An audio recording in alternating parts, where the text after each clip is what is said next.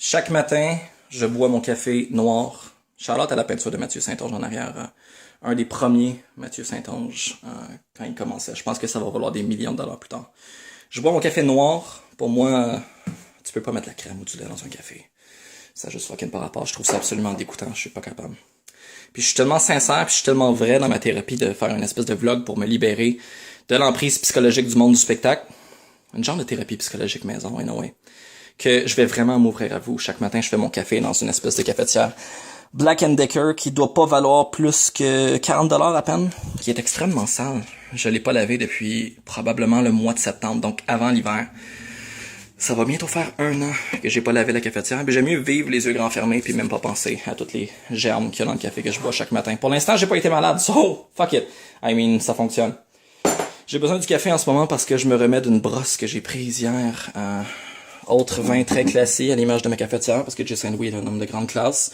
Un vin qui était qualifié de rond. Je l'ai acheté dans un dépanneur, une bouteille d'1 litre que j'ai calé moi-même en peut-être 20 minutes. Toute la nuit, j'ai bad trippé. J'ai fait des cauchemars. J'ai pensé à ça toute la soirée. Comment est-ce qu'une saveur peut être ronde? C'est des attributs qui généralement reviennent à une forme.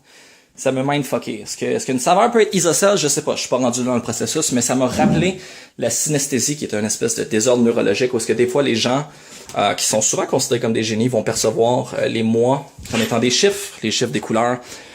Tout est une espèce de gros capharnaüm, une espèce de gros clusterfuck dans ton cerveau. Hein. Puis certains disent que c'est génial, que ces gens-là sont des génies.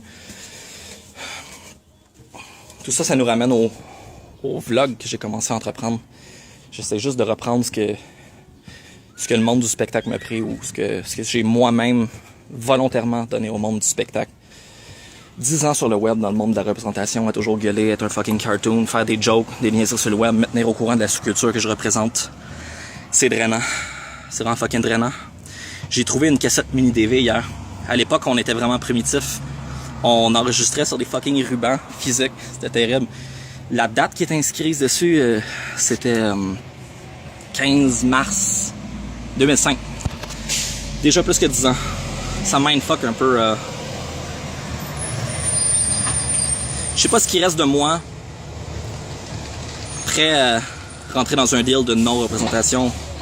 Je sais pas ce qui reste de moi prêt à être réel devant vous autres, mais je voulais l'essayer. Je voulais savoir si j'existe encore.